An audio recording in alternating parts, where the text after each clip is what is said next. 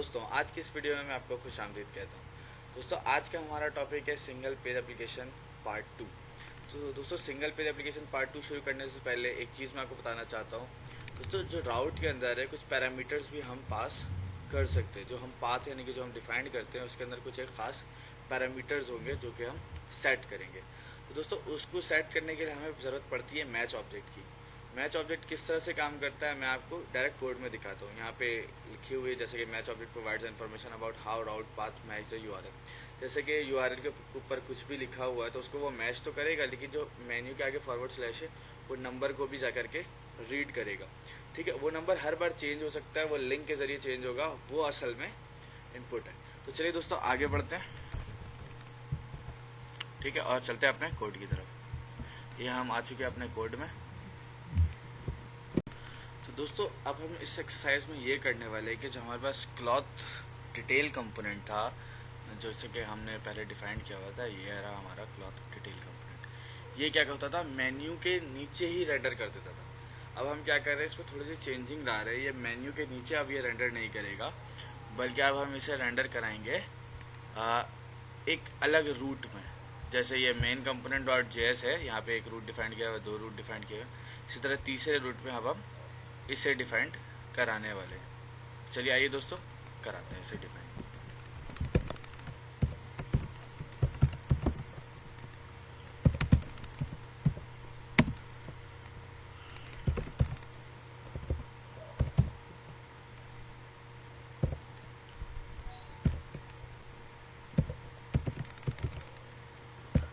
तो दोस्तों यहाँ तक तो हमने सेम किया है। ठीक है, तो थोड़ी सी चेंजिंग क्या है इसके अंदर, क्लॉथ डिटेल कंपोनेंट को जब हम रेंडर कराएंगे तो इसके साथ कुछ चीज़ें और भी रेंडर होंगी।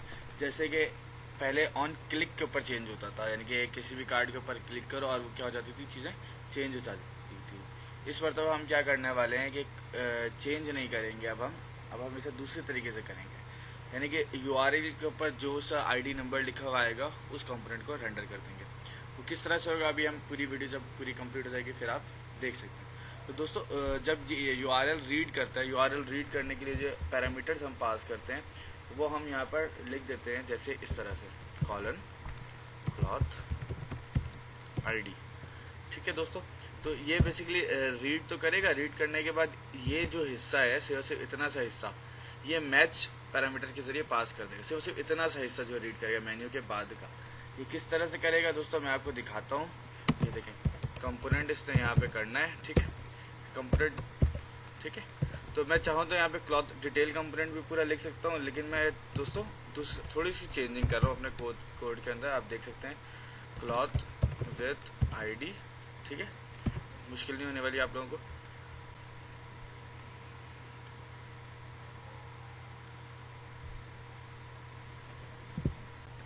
दोस्तों, यहाँ पे जो मैंने क्लॉथ विथ आईडी लिखा है, बेसिकली हम इसका इस नाम का एक वेरिएबल बनाने वाले हैं, कॉन्स्ट क्लॉथ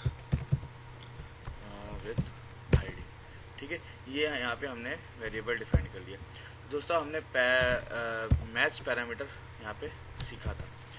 दोस्तों, ये एरो फंक्शन है, ये तो बेसिकली तो हमने इसको एक एरो फंक्शन बना लिया है। ठीक है, लेकिन यहाँ पे दोस्तों मैच का पैरामीटर पास हुआ MATCH का। ठीक है, ये क्या करेगा, यहाँ से इतना सा जो हिस्सा सिर्फ वो सेंड कर देगा।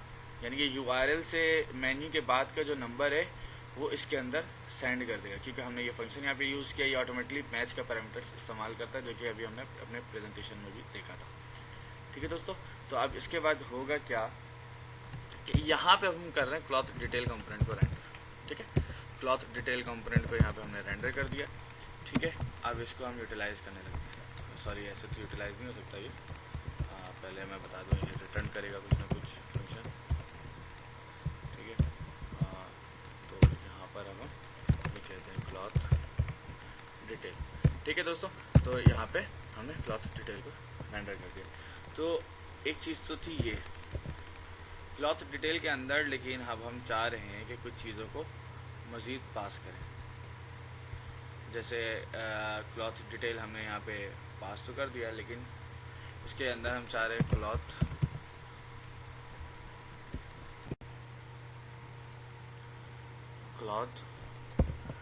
Is equals to this dot state dot clothes dot filter and then dish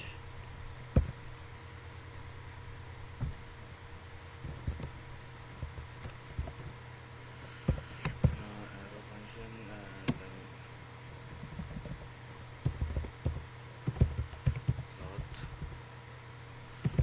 cloth dot id, ठीक है। cloth dot id हमने पास की, जो कि बराबर होनी चाहिए पार्स इंटीजर को हमने ले लिया और इसके अंदर हमने animate tch। तो दोस्तों यहाँ पे हमने मैच को कॉल कर लिया जो वहाँ से हमारे पास आया। दोस्तों मैच के अंदर एक और फंक्शन होता है पैरम्स का ना। पैरम्स फंक्शन किस काम इस्तेमाल होता है? पैरम्स के अंदर हम डिश आईडी कर लेते हैं। जो पैरम्स बेसिकली इस्तेमाल होता है मैच के अंदर यहाँ से जो भी हिस्सा पास हुआ है उसको एक्सेप्ट करने के लिए। जैसे कि आप देख सकते हैं यहाँ पर तो मैंने पास किया क्लॉथ आईडी। क्या पास किए? Cloth ID. तो इसको रिसीव भी तो करना पड़ेगा ना। तो इसको रिसीव क्या करेगा? मैच के अंदर मौजूद पैरम्स फंक्शन। पैरम्स फंक्शन के साथ हम क्या कर सकते हैं? उसको यूटिलाइज कर सकते हैं यहाँ पर।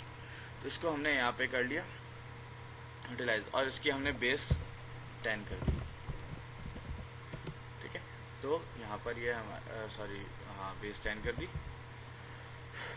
तो दोस्तों हो सकता है यहाँ पे जो आईडी गई हो उसकी 2 आईडी एक ही नाम की हो, क्योंकि अभी तो हम मैपिंग नहीं कर रहे हैं यहाँ पे, ठीक है। लेकिन हमने मेन्यू के अंदर मैपिंग की हुई है, लेकिन उसकी ज़रूरत नहीं पड़ेगी। लेकिन हम यहाँ पे फिर भी सेफ साइड 0 इंडेक्स लगा देते हैं, ताकि अगर से एरे रिटर्न होता है तो उसमें 0 इंडेक्स को आप टारगेट कर लें, ठीक है।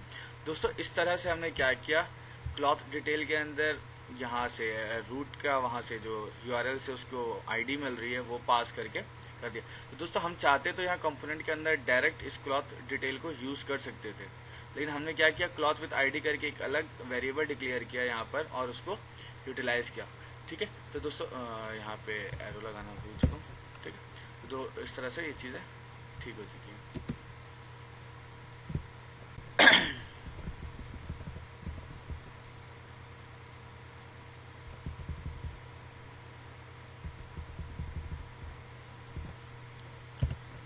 ठीक है, तो इसको इस तरह से हमने पास कर लिया। ओहो, ठीक है दोस्तों, इस तरह से हमने यहाँ से क्लॉथ को तो हमने पास कर दिया है। जो क्लॉथ यहाँ से पास हो रहा है ये किस लिहाज से पास हो रहा है, ऊपर जो यूआरएल पर अगर चेंजिंग हो रही है तो वो उसको वहाँ पर ले जाकर के डिस्प्ले कर रहा है। तो दोस्तों इसके बाद हम क्या डिस्प्ले कर रहे थे, कमेंट्स। तो यहाँ पर हम कमेंट्स को भी यहाँ पे ले लेते हैं और कमेंट्स को भी हम यहाँ से प्रॉप्स के तौर पे पास कर देते हैं। This dot state dot comments. अभी आपने देखा मैंने फाइल इंपोर्ट कराने के बाद ये कमेंट्स को भी अपडेट किया था पिछली वीडियो में ना। This dot state dot comments, इसमें भी हम फिल्टर लगाते हैं और मैंने कहा था कि इसके अंदर मैंने क्लॉथ आईडी भी लगा दी है। तो क्लॉथ आईडी के जरिए हम इसको फिल्टर लगाएंगे। देखिए क्लॉथ आईडी एक यूआरएल से आ रही है, उसी के जरिए हम इसे फिल्टर लगाएंगे, ठीक है। ये एक एरो फंक्शन बना, ठीक है। इसके अंदर हम यहाँ पे लिखने वाले हैं कमेंट, ठीक है दोस्तों। तो कमेंट कर दिया हमने और यहाँ से comment dot ID must be equal to parse integer parse int match dot params। किससे इस्तेमाल करते मैंने आपको बता दिया, डॉट क्लॉथ आईडी। इस तरह से ये क्या कर रहा है, उसे यूआरएल को रीड कर रहा है। तो बेस 10 बता देता हूँ भाई मैं इसको, बेस 10 हो गया, ठीक है। तो और जो मज़ीद जो है एरे, इसमें अब हम नहीं बताएंगे। एरे क्यों नहीं बताएंगे, क्योंकि जो हमारे पास क्लॉथ जा रहा था वो एक कार्ड जाना चाहिए था, लेकिन कमेंट्स एक से ज़्यादा जाने चाहिए, क्योंकि क्लॉथ आईडी तो एक है लेकिन एक आईडी के ऊपर बहुत सारे कमेंट्स हैं। तो सारे कमेंट्स जाने चाहिए। तो किसी एक ख़ास इंडेक्स को हम टारगेट नहीं कर रहे, बल्कि सारे के सारे उसको कॉल कर दे रहे हैं, ठीक है दोस्तों। यहाँ तक बात समझ में आ गई आपको कि किस तरह से यहाँ से चीज़ें वहाँ पर जा रही। तो चलिए अपने क्लॉथ डिटेल कंपोनेंट के अंदर हम चलते हैं और फिर मज़ीद आगे बढ़ते। तो दोस्तों यहाँ पर आप देख सकते हैं रेंडर क्लॉथ को हम यूटिलाइज करें। तो वहाँ से हमने एक पैरामीटर पास किया था प्रॉप्स डॉट क्लॉथ का, देख लेते हैं एक नज़र। क्लॉथ का पास किया था। दूसरा किसका पास किया, कमेंट्स का पास किया। ठीक है, इसको सेव कर लेते हैं। क्लॉथ स्टाइल में आके प्रॉप्स डॉट क्लॉथ, दूसरा जो प्रॉप्स डॉट कमेंट्स, तो इसको हम यहाँ से सेट कर लेते हैं। जो वहाँ से कमेंट्स आ रहा है वो सारे के सारे कमेंट्स कहाँ चले जा रहे हैं, इस कमेंट्स के अंदर आ जाए। तो दोस्तों इस तरह से हमने अपनी चीज़ें कंप्लीट की। तो चलिए आइए और देखते हैं कि ये किस तरह से काम कर रहा है। सेव चेंजेस कर लिए, सारी जगह पे सेव चेंजेस हो गए। ठीक है, तो चलते हैं हम अपने आउटपुट की तरफ। तो चलिए दोस्तों हम आगे बढ़ते हैं अपने आउटपुट की तरफ। ये देखें, तो मेन्यू पर ये सारी चीज़ें तो शो हो रही हैं। ये किस तरह से रीड कर रहा है, यहाँ पे मैं लिखता हूँ 0, तो ये 0 इंडेक्स पे मुझे ले जा रहा है। ये देखें, ये इमेज यहाँ पर नहीं आ रही है। ये क्यों नहीं आ रही इसको हम बाद में देखते हैं। इसके ऊपर मैं एरर ढूंढने नहीं बैठ रहा क्योंकि वीडियो हमें कंप्लीट करनी है आज का ट्यूटोरियल। ठीक है, तो यहाँ तक ये चीज़ें आ रही है, आपको समझ में आ रही होगी बात। ये यहाँ पे 0 इंडेक्स लिख लूँ या 2 इंडेक्स लिख लूँ, वो किस तरह से वो से रीड कर रहा है। ठीक है, आपने समझ में आई चीज़ें। तो चलिए दोस्तों, अब ऐसा तो नहीं कि यूज़र यहाँ से आएगा, यूज़र ने बेसिकली आना है कहाँ से, यहाँ से क्लिक करके। तो चलें आए अपने कोड की तरफ पढ़ते हैं और मज़ीद कुछ चेंजिंग्स अपने कोड में लाते हैं। तो सबसे पहले चलते हैं हम अपने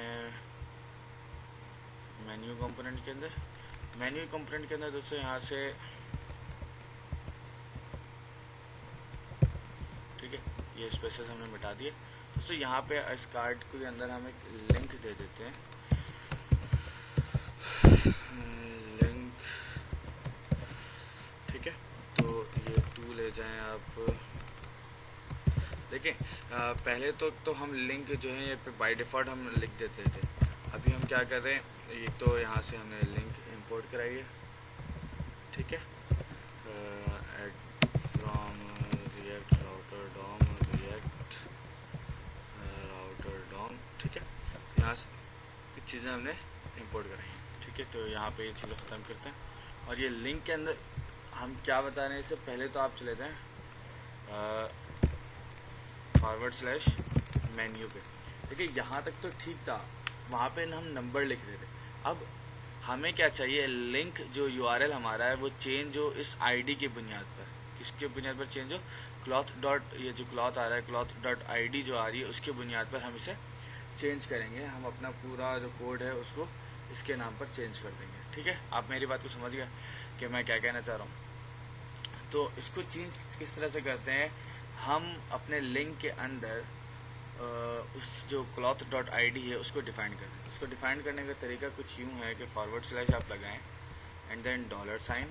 इसको गौर से आप देखें कि किस तरह से आप कर सकते हैं। ये $। आपने लगाया, उसके बाद यहाँ पे आप लगा दें क्लॉथ डॉट ID। देखिए ये अभी काम तो नहीं करेगा। ठीक है, ये काम कब करेगा कि ये जो कोटेशन मार्क्स है ना, ये जो कोटेशन मार्क्स हैं, ये कोटेशन मार्क्स हमें इस तरह से नहीं रखने हैं। हमें जो रखना है वो बैक कोटेशन मार्क्स रखना है, जो यहाँ 1 से पहले मौजूद होता है लैपटॉप के अंदर। सॉरी, ठीक है, ये बैक कोटेशन जब हम लगाएंगे तभी ये उसे रीड करेगा। देखिए कलर भी इसके चेंज हो चुका है। तो अब हमने क्या कर दिया, मेन्यू कंपोनेंट के अंदर उस कार्ड के ऊपर कुछ चीज़ें भी लगा दी। चलिए दोस्तों इसको सेव करते हैं। सेव चेंजेस, इस लिंक के टैग को पहले मैं अरेंज कर लूँ। यहाँ से हटा देता हूँ कार्ड, यहाँ पर लगा देता हूँ। ठीक है, तो कंट्रोल सेव कर लेते हैं। ठीक है दोस्तों, तो चलते हैं हम अपने आउटपुट की तरफ। ये देखें, ये हमारे पास मौजूद है। किसी के ऊपर ही मैं जब क्लिक करूँ तो वो हमें न्यू कंपोनेंट राउट करा दे। ये देखिए, जैसे मैं कंपोनेंट करूँ वो राउट करा दे। सारी चीज़ें डिस्प्ले हो रही हैं सिवाय इस इमेज के। इस इमेज के चक्कर को हम बाद में इस वीडियो के बाद चेक करते हैं। ठीक है, तो दोस्तों इसके बाद अब हम क्या करने वाले हैं कि एक कंपोनेंट और ऐड करने वाले हैं। ठीक है, एक कंपोनेंट कैसे ऐड करेंगे, कॉन्टेक्ट अस का कंपोनेंट हम इसमें मज़ीद ऐड करते हैं। तो चलिए ऐड करते हैं। दोस्तों कॉन्टेक्ट कंपोनेंट को ऐड करने वाले हैं तो हमें वीडियो शॉर्ट भी करनी है। कॉन्टेक्ट कंपोनेंट के अंदर हमने कुछ भी डिफाइन नहीं किया, सिर्फ और सिर्फ प्लेन बूटस्ट्रैप को यूज़ किया है और कंपोनेंट बना करके उसे एक न्यू फाइल के अंदर सेव कर दिया। तो दोस्तों इस वीडियो के नीचे डिस्क्रिप्शन लिस्ट में उसकी लिंक दी हुई है कंटेंट कंपोनेंट की फाइल की, तो आप वहाँ से उसे डाउनलोड कर सकते हैं। और मैं उसे यहाँ पे पेस्ट करने वाला हूँ। तो दोस्तों जैसे कि आप देख रहे हैं कि मैंने यहाँ पे कंटेंट कंपोनेंट की फाइल को ऐड करा दिया और इसका कोड आप देख सकते हैं किस कदर ईजी है, ठीक है। और ये पूरा हिस्सा तो सिर्फ और सिर्फ जो हमने फूटर से उठाया और पेस्ट किया और यहाँ पे कुछ बटन्स लगाए, आइकन्स वगैरह, ठीक है। तो और मज़ीद हमने इसमें कुछ भी चेंजिंग नहीं की है। तो दोस्तों चले आइए अब इसे हम अपने कोड में यूज़ करते हैं। मेन कंपोनेंट के अंदर अब आप आएंगे तो सॉरी यहाँ पे पहले हम इंपोर्ट करेंगे इसे, इंपोर्ट कॉन्टैक्ट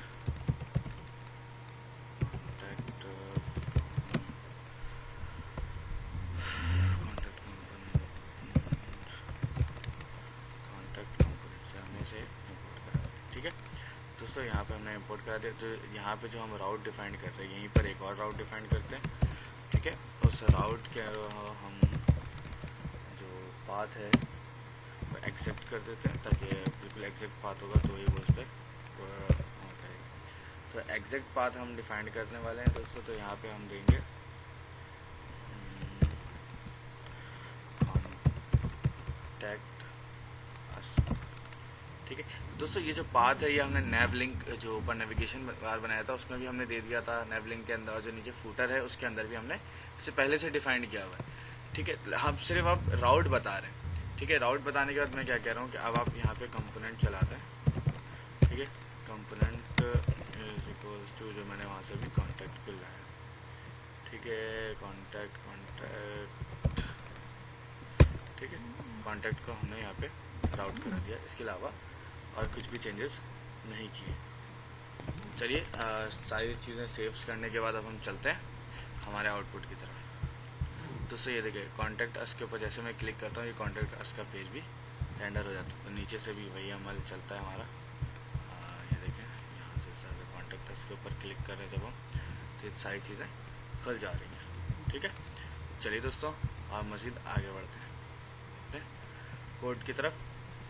तो दोस्तों अब हम अपने कोड के अंदर ब्रेड क्रम ऐड करने वाले हैं। ब्रेड क्रम क्या होता है, बेसिकली यहाँ पे एक छोटा सा नैव लिंक क्रिएट हो जाएगा। जैसे नेविगेशन यहाँ पे चल रही है वैसे यहाँ पे एक नेविगेशन आ जाएगी कि और जिसके अंदर हमारा जो पिछला जितने भी पाथ के जरिए हम यहाँ तक पहुँचे, यानी कि जो हमारे जो स्टेप्स थे, जैसे हम होम के बाद फिर कॉन्टैक्ट अस के अंदर आए, कॉन्टैक्ट अस के अंदर जाने के बाद कहाँ कहाँ हम जाएंगे, तो उसे हम यहाँ पे क्रिएट कर लेते हैं। तो दोस्तों सबसे पहले हम जाते हैं क्लॉथ डिटेल कंपोनेंट्स के अंदर, ठीक है। और यहाँ पे जाकर के कुछ चीज़ें इंपोर्ट कर लेते हैं। सारी चीज़ें इंपोर्ट हुई हैं। जस्ट ब्रेड क्रम को हम इंपोर्ट करते हैं यहाँ से। ब्रेड क्रम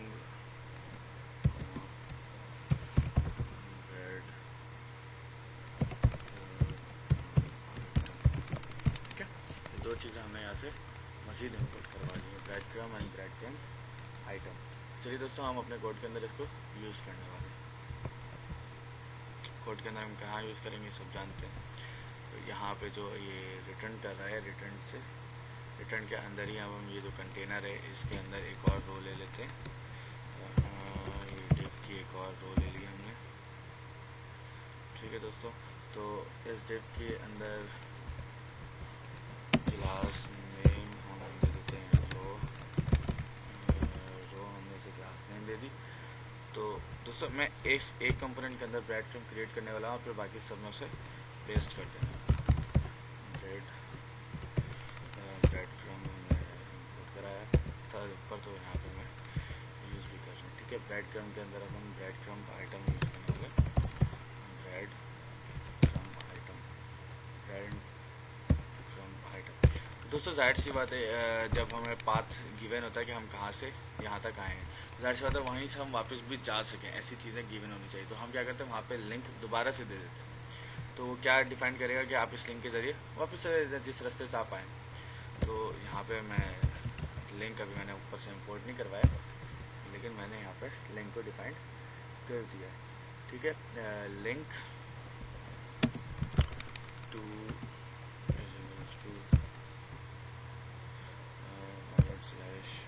मेन्यू हम यहाँ पर मेन्यू के ज़रिए आए थे, मेन्यू में थे, मेन्यू में आने के बाद क्लॉथ डिटेल में आए थे। तो एक तो लिंक हो गया मेन्यू का, और मेन्यू के अंदर हम मज़ीद यहाँ पे लिख देते हैं वही मेन्यू। ठीक है, हम मेन्यू के ज़रिए आए थे तो इसलिए हमने यहाँ पे क्या लिख दिया, मेन्यू। ठीक है, तो दोस्तों चलिए अब, अच्छा ये तो हम आए थे, ठीक है हम आए थे, माना हमने, हम आए थे यहाँ पर। ठीक है, ये ब्रेड क्रम्ब आइटम हो गया। अब हम मौजूद कहाँ पर हैं? जहाँ पर हम मौजूद होते हैं उसे हम एक्टिव के साथ रिप्रेजेंट करते हैं, ताकि उसके ऊपर कोई लिंक कोई बंदा क्लिक ना कर सके। ठीक है, तो और हम उसे इसके अंदर लिंक नहीं भी दे तो भी चलता है। ठीक है, तो हमने क्या कर दिया, मेन्यू के ज़रिए अब हम आए थे क्लॉथ डिटेल कंपोनेंट के अंदर। ठीक है, और उस क्लॉथ डिटेल कौन सी क्लॉथ की डिटेल में आए थे, तो हम यहाँ पे सिर्फ और सिर्फ नाम दे देते हैं, props dot cloth dot name. ठीक है, तो क्या होगा, यहाँ पर नाम लिखे हुए आ जाएंगे। इस तरह से हमने क्या किया, एक पूरा ब्रेड क्रम्ब जो है हमने यहाँ पे डिज़ाइन कर लिया अपना। ठीक है, तो दोस्तों आपको दिखाई दे रहा होगा यहाँ पे किस तरह से हमने अपना पूरा का पूरा वो डिज़ाइन किया है। ठीक है, ये देखिए आप हमारा कोड।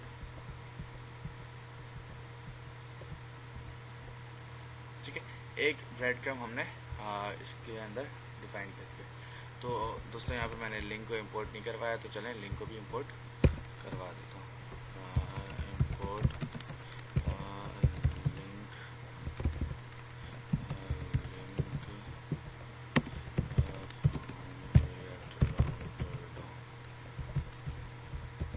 ठीक है, तो यहाँ से हमने सभी इंपोर्ट करा दिया। ठीक है दोस्तों, तो यहाँ से अब हम क्या करते हैं, इस ब्रेड क्रम्ब को पूरे को उठा लेते हैं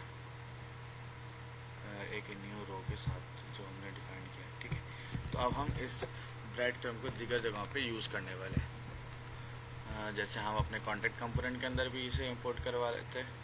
ठीक है दोस्तों, तो यहाँ पे जो है एक रो पहले से गिवन थी, तो उसके ऊपर हम एक और रो ले लेते हैं। ठीक है, जिसके अंदर हम इसे रिप्रेजेंट कर देंगे। तो दोस्तों हम यहाँ पे आए कहाँ से थे, सिर्फ होम से आए थे। ठीक है, तो हम यहाँ पे क्या डिफाइन कर देंगे, होम पे जाने का, यानी कि जो बैक पाथ यहाँ से वो होम का है। और एक्टिव क्लास जो अब हमारी है वो अब वहाँ से नेम तो हम नहीं उठा रहे, यहाँ पे कॉन्टेक्ट अस है। ठीक है, कॉन्टेक्ट स्पेस अस। ठीक है, इस तरह से हमने यहाँ पे डिफाइन कर दिया, और यहाँ पे इसे मेन्यू से होम पे। ठीक है, तो इसको आपने अच्छी तरीके से चेंजिंग करनी है। इस तरह से हमने कॉन्टेक्ट अस के अंदर भी ब्रेड क्रम्ब ऐड। तो जो चीज़ें इंपोर्ट करवानी होती हैं उसे हम इंपोर्ट करवा लेते हैं। इंपोर्ट ब्रेड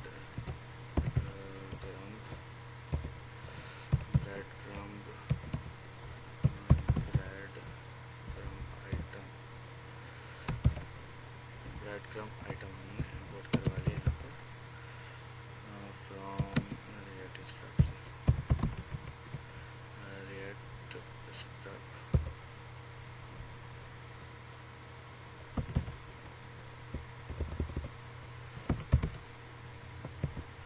स्ट्रप से हमने इसे यहाँ पर इंपोर्ट करा लिया। इसी तरह से इंपोर्ट एक चीज़ और कराई है हमने, इंपोर्ट यहाँ पर लिंक कराया है, और इस लिंक को यहाँ पे इंपोर्ट कराने हमने कहाँ से कराया भाई, रिएक्ट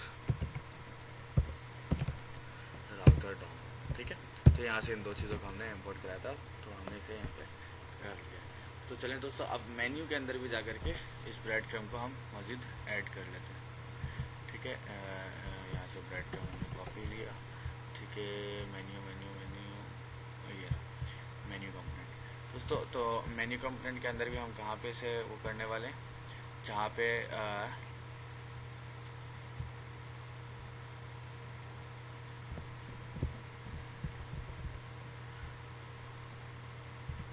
ठीक है, तो यहाँ पे हमने ब्रेड क्रम्ब ऐड भी कर दिया। ठीक है दोस्तों, तो इसको यहाँ पे ले लेते हैं। ठीक है, तो यहाँ से हम कैसे आए थे भाई, होम के ज़रिए आए थे, तो इसको हम ऐसे करेंगे। लेकिन जो एक्टिव लिंक है हमारा, ये बेसिकली मेन्यू है हमारा। ठीक है, तो हम इसे चेंज कर लेंगे। तो अब हमने क्या किया, यहाँ पे कुछ चीज़ें चेंज कर ली। तो कॉन्टेक्ट कंपोनेंट के अंदर से जो जो चीज़ें की हमें ज़रूरत थी, जैसे कि ये लिंक, ये हम यहाँ मेन्यू कंपोनेंट के अंदर भी इंपोर्ट करवा लेते हैं। मेन्यू तो ज़रूरत पड़ने वाली है इस ब्रेड क्रम और ब्रेड आइटम की। ठीक है, तो हम इसे यहाँ से कॉपी कर लेते हैं और रेट स्ट्रैप ये, ठीक है, तो हम उसे यहाँ पर यूटिलाइज कर लेते हैं। तो इस तरह से हमने क्या किया, चीज़ों को यूज़ किया। ठीक है दोस्तों, तो हमने ब्रेड क्रम को भी यूज़ किया है यहाँ पर और ब्रेड क्रम आईडी को भी यूज़ किया है। एक सेकेंड,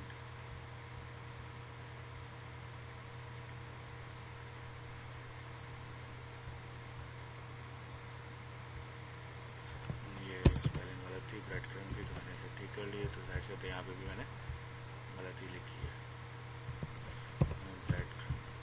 ठीक है, तो दोस्तों इस तरह से मैंने ब्रेड क्रम को यहाँ पर हर तरफ लगा लिया। तो चलिए आप सारी चीज़ें सेव कर लेते हैं।